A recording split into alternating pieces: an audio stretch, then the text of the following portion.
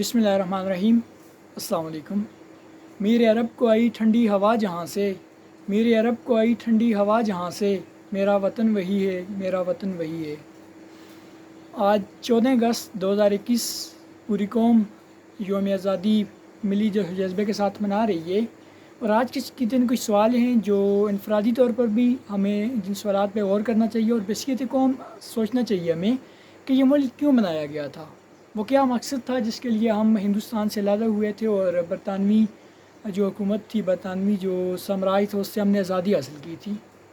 اس کے لیے ہمیں جانا پڑے گا آج سے 100 سال پہلے۔ آج سے 100 سال پہلے اگر دیکھا جائے تو اس برصغیر یہ جو ملک تھا پاکستان انڈیا جب اکٹھے ہوا کرتے تھے، تب کیا سچویشن تھی؟ ایک طرف برطانیہ جو یہاں پر 1000 سالہ اقتدار کے ہاتھ دیکھ رہا تھا، ایک طرف ہندو تھے جو اپنی عیار اور مکرانہ سوچ کے تحت مسلمانوں سے 1000 سالہ غلامی کا بدلہ لینے کی سوچ رہے تھے، کیونکہ ان کی سازشوں سے اور ان چیزوں سے بھی یہی لگ رہا تھا۔ بظاہر تو یہی تھا کہ انگریز باہر سے 7 سمندر پار سے آیا تھا اور ہندوستان پر قابض ہو گیا تھا، اور انگریزوں کے قبضے کے خلاف جو تحریکیں چلتی تھیں ان میں مسلمان اور ہندو پہلے پیش ہی رہتے تھے، لیکن مسلمانوں نے جلد ہی یہ بات محسوس کر لی تھی کہ ہندو مسلمانوں کی پیٹھ میں چھرا گھونپنے کی کوشش کرتے ہیں، جس کا ثبوت یہ ہے کہ قائد اعظم جو پہلے ہندو مسلم اتحاد کے پرجوش حامی تھے، بعد میں یہ بات قائد اعظم پر بھی یہاں ہو گئی تھی کہ ہندوستان میں مسلمان اور ہندو یہ دونوں علیحدہ قومیں ہیں جو اپنی علیحدہ تہذیب ثقافت رکھتی ہیں، سب کی تحریک ہے، ایک کے ہیرو جو ہوتے ہیں وہ دوسرے کا ویلن ہوتا ہے، رہن سہن کے طریقے رسوم و رواج دونوں مختلف ہیں، اس لیے ہندو اور مسلمان ایک ساتھ اکٹھے نہیں رہ سکتے۔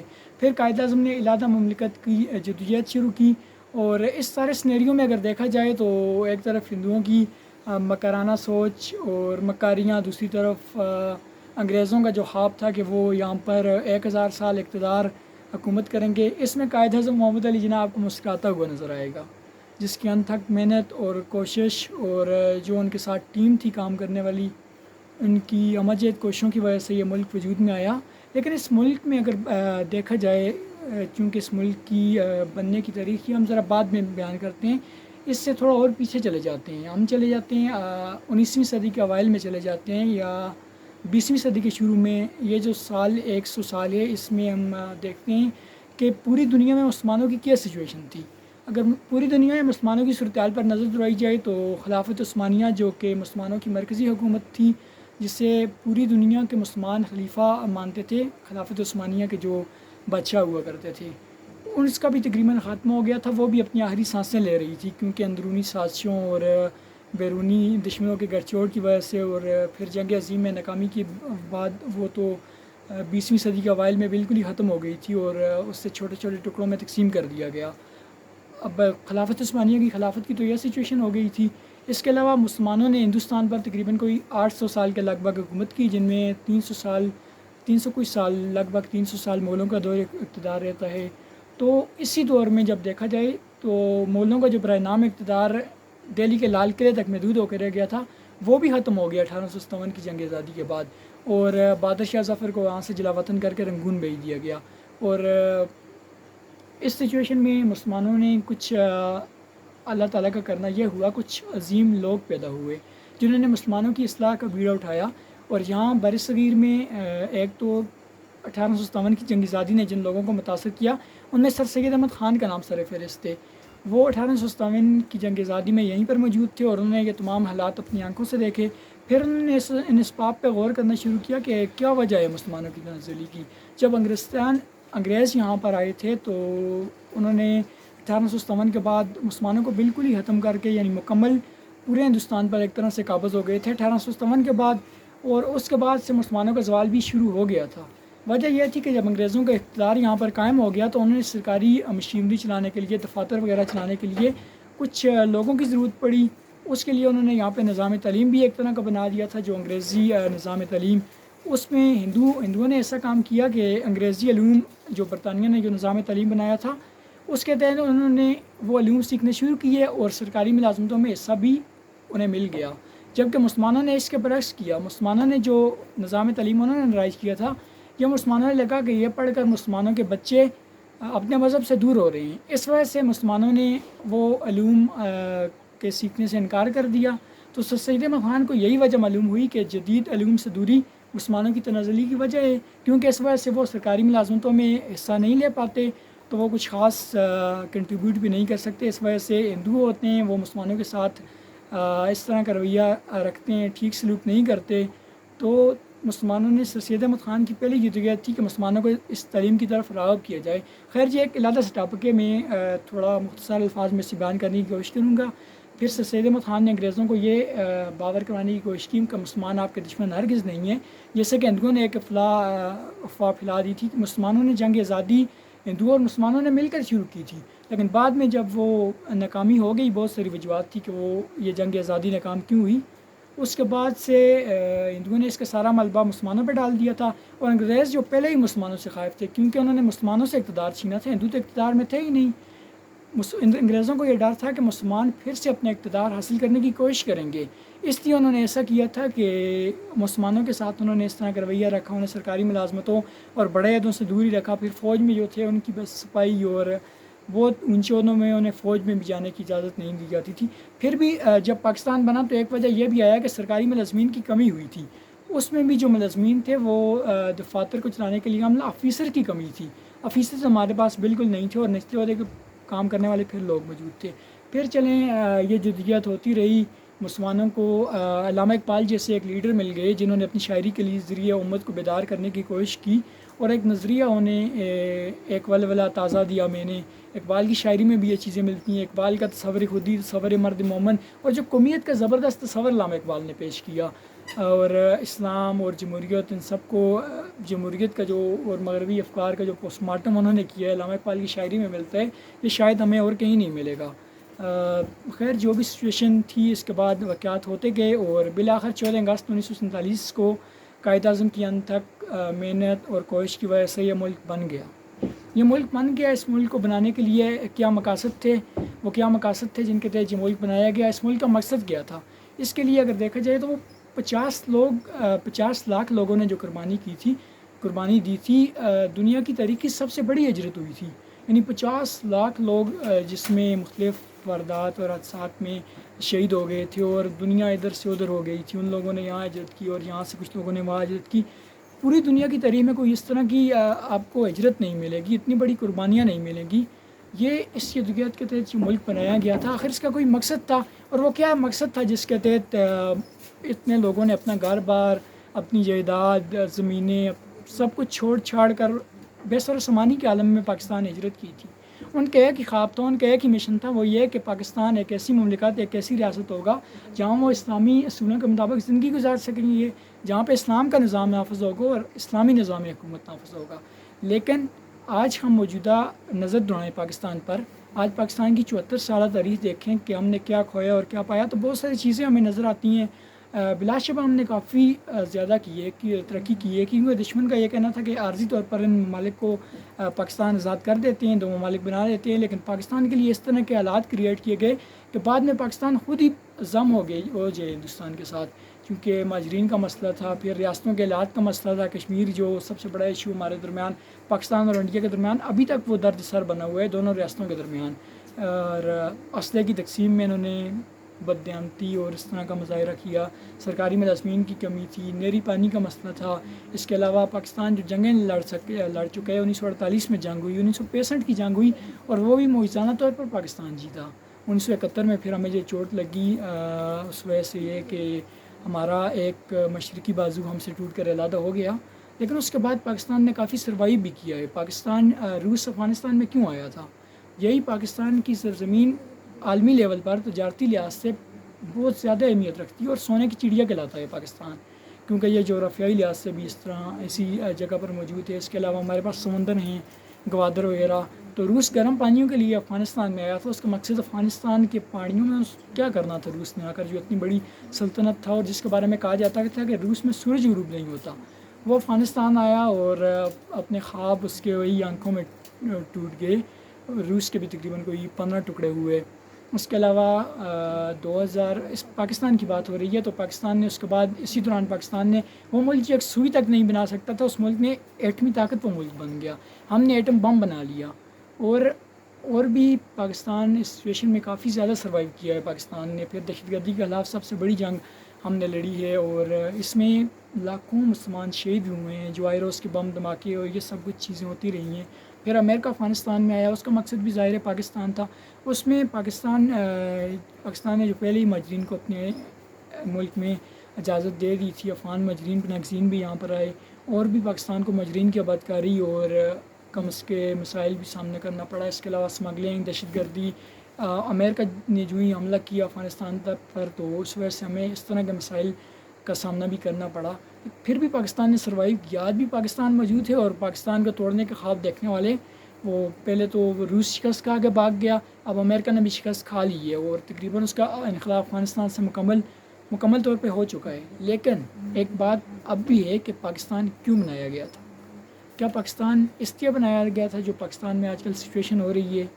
اور پھر ہمیں کچھ چیزیں تحریک پاکستان سے اور قیام پاکستان میں جو دو قومی نظریہ تھا اور جس کے تحت پاکستان بنایا گیا تھا، وہ ایک نعرہ ہی تھا جس میں یہ ساری تحریک مضمر ہے، جس سے اگر بیان کیا جائے تو پاکستان کا مطلب کیا؟ لا الہ الا اللہ۔ اب موجودہ سچویشن میں پاکستان ہم ایٹمی طاقت ہیں، دنیا میں ہمارا ایک اثر و رسوخ ہے، افغان وار پاکستان کی خارجہ پالیسی میں بھی پاکستان کو بہت زیادہ اہمیت دی جاتی ہے۔ اس کے علاوہ جو روٹ ہمارے پاس ہیں، سی پیک ہمارے پاکستان سے گزر رہا ہے، لیکن یہ سب چیزیں تقریباً ثانوی حیثیت رکھتی ہیں، کیونکہ ترقیاتی کام اور یہ سب چیز یہ تو انگریزوں کے دور میں زیادہ ٹھیک ہوا کرتا تھا۔ اب سڑکیں اور ریلوے ٹریک جو انگریزوں کے دور کے بنائے گئے تھے، ابھی تک بالکل ویسے کے ویسے ہی بنے ہوئے ہیں، ان میں نہ تو ترمیم ہوئی ہے، نہ اضافہ ہوا ہے، بلکہ وہ معدوم ہو گئے ہیں۔ لیکن نئے انفراسٹرکچر کے جو کام کیے تھے انگریزوں نے، وہ اس دور میں ہم سے بہترین کرتے تھے، لیکن ہم نے یہ ملک ہمارے انگریزوں سے آزادی ہم نے اس لیے حاصل نہیں کی تھی کہ یہاں یہ سب کچھ ہو، یہاں بڑی بڑی بلڈنگز، سی پیک، روڈ، یہ سب کچھ ہم نے اسلامی نظام حکومت کے لیے، ہم نے اسلامی قوانین کے نفاذ کے لیے یہ ملک بنایا گیا تھا، اور اس کا دور دور تک کوئی نشان نہیں ہے۔ ہم نے پاکستان تو بنا لیا، لیکن بدقسمتی سے کے ساتھ یہ کہنا پڑتا ہے، لیکن یہ ایک حقیقت ہے کہ پاکستان بن جانے کے بعد ہائی جیک ہو گیا تھا۔ پاکستان اسلامی نظام حکومت اسلامی نظام کے لیے بنایا گیا تھا، لیکن قائد اعظم جب ہی قائد اعظم پاکستان بننے کے 1 سال بعد فوت ہو گئے، تو یہ بحث شروع ہو گئی کہ قائد اعظم کیسا پاکستان چاہتے تھے، ایک آئیڈیل پاکستان کیسا ہونا چاہیے۔ تو وہ مختلف طبقات میں لوگ بٹ کے کچھ کہتے ہیں پاکستان کو اسلامی ریاست بنانا چاہتے تھے، کچھ کہتے ہیں قائد اعظم سیکولر پاکستان چاہتے تھے، اور اس کے لیے حوالہ دیا جاتا ہے قائد اعظم نے جو دستور ساز اسمبلی کے سے اپنے پہلا خطاب کیا تھا، اس میں یہی لگتا ہے کہ قائد اعظم 11 اگست والے دن پیدا ہوئے تھے رات کو، اور وہی 2-3 دنوں میں انہوں نے خطاب کیا اور کہا کہ انگریز ہندوؤں کو اور عیسائیوں کو آپ آزاد ہیں، آپ اپنے گرجوں میں جائیں، آپ اپنے مندروں میں جائیں یا مساجد میں جائیں، اور یہ تقریر کی اور قائد اعظم شام کو فوت ہو گئے۔ باقی وہ باتیں، وہ بیانات، وہ تو بتائی نہیں جاتے جو قائد اعظم جس میں قائد اعظم کہتے رہے ہیں کہ اسلام، قرآن، اسلامی نظام اور اسلامی قوانین اس ملک میں آنا چاہیے۔ قائد اعظم نے اسٹیٹ بینک کے افتتاح کے موقع پر کہا تھا کہ اس ملک کا قانون اسلامی نظامیات کے تحت ہوگا، اور اس ملک کا قانون آج یہ بحث کرنے کی ضرورت پھر کیوں پیش آ گئی کہ اس ملک کے لیے کیسا نظام حکومت اور کیسا دستور ہونا چاہیے۔ قائد اعظم سے ایک بار پوچھا گیا تھا کہ پاکستان کب بنے گا۔ قائد اعظم نے اپنی ایک تقریر کے دوران کہا تھا کہ پاکستان اسی دن وجود میں آ گیا تھا جس دن ہندوستان میں پہلا ہندو مسلمان ہوا تھا۔ یہ قائد اعظم کا ایک جملہ ہی نہیں تھا، یہ بلکہ یہ ایک مستقبل کا ایک نقشہ قائد اعظم نے اس میں کھینچا تھا۔ اور علامہ اقبال جنہوں نے قائد اعظم کو کافی موٹیویٹ کیا تھا، اور قائد اعظم تو اللہ سے دل برداشت ہو کر چلے گئے تھے انگلستان، پھر انہیں واپس لانے میں بھی علامہ اقبال نے کردار ادا کیا تھا۔ علامہ اقبال جاتے ہیں افغانستان جب وہ دورہ کرتے ہیں، اب میں ان کا نام بھول رہا ہوں کہ وہ کس کی دعوت پر افغانستان جاتے ہیں، لیکن جب وہ واپس افغانستان میں جو تقریر وغیرہ کرتے ہیں، وہ یہ نہیں کہتے کہ پاکستان آپ کے پڑوس میں ایک ملک بننے کی جدوجہد ہو رہی ہے، اگر پاکستان بن گیا تو اگر والے لفظ ہی یوز نہیں کرتے، وہ کہتے ہیں کہ آپ کے پڑوس میں ایک ملک بننے والا ہے، اس کے ساتھ آپ نے ٹھیک رہنا ہے۔ یعنی اگر قائد اعظم شاہ کو نے تھا ہی نہیں کہ پاکستان بننا ہے، اور پاکستان کا قیام ناگزیر تھا ان حالات میں، لیکن جب پاکستان بن گئے تو اس وقت تو مسلمانوں نے جس ملی جوش اور جذبے کے ساتھ، اور جو قربانیاں، وہ کیا جذبہ تھا کہ 50 لاکھ لوگوں نے اپنی جان و مال کی قربانیاں دے کر یہ ملک بنایا تھا۔ اور کیا اس وقت بھی پاکستان میں شیعہ، سنی، بلوچی، سندھی، پختون اور اس طرح کے سندھی کے نعرے لگائے کرتے تھے؟ کیا پاکستان کے قیام کے وقت کوئی شیعہ، سنی، بلوچی، سندھی، پختون یا پنجابی تھا؟ اس کا جواب آپ کو نفی میں ملے گا۔ ایک رشتہ تھا صرف لا الہ الا اللہ کا، ایک جو آپ سے سر نے جو مدینہ کی ریاست قائم کی تھی اور موحد کا جو رشتہ قائم کیا تھا، جو بائی بائی بنا دیا تھا مہاجرین اور انصار کے درمیان، یہی سچویشن، یہی صورتحال پاکستان میں بھی آپ کو دیکھنے کو ملتی ہے۔ پاکستان میں جو یہاں کے مقامی بندے تھے، انہوں نے مہاجرین کے لیے اپنے دل اور گھر کے راستے کھول دیے تھے۔ کوئی آنے والے سے یہ نہیں پوچھتا تھا کہ وہ کون سی زبان بولتا ہے اور کون سے علاقے سے آیا ہے، بس ایک ہی پہچان تھی کہ وہ اس ملک کے لیے آئے ہیں، وہ پاکستان کے لیے آئے ہیں، وہ مسلمان ہیں اور لا الہ الا اللہ کے ماننے والے ہیں۔ لیکن بعد میں کیا ہو گیا، اس ملک کو نہ جانے کس کی نظر لگ گئی کہ بلوچی، سندھی، پنجابی، پختون یہ سب آپس میں لڑ پڑے، اور کئی ہزاروں نہیں بلکہ لاکھوں جانوں کا اس میں ضیاع ہو گیا۔ یہ فرقہ پرستی، یہ لسانی تعصبات، اور ایک جملہ ہمارے ایک ٹیچر کہا کرتے ہیں کہ پاکستان بنتے ہی آئی جیک ہو گیا تھا، اور یہ ریالٹی بھی ہے کہ پاکستان کو آئی جیک کر لیا گیا تھا، کیونکہ پاکستان بننے کے بعد ڈائریکٹ قائد اعظم فوت ہو گئے تو 1956 تک پاکستان کا آئین نہیں بنا تھا۔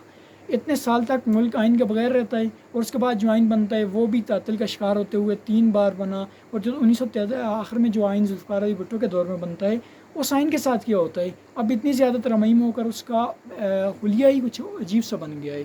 پاکستان ایک پاکستان ملک ہے جو کہ ایک نظریے کی بنیاد پر وجود میں آیا تھا، اور دنیا میں ایک دوسرا ملک بھی ہے جو ایک نظریے کے تحت وجود میں آیا، اور وہ ریاست اسرائیل کی ریاست ہے۔ یعنی پوری دنیا میں 2 ہی ریاستیں ایسی ہیں جو نظریے کے تحت وجود میں آئیں، پاکستان اور اسرائیل۔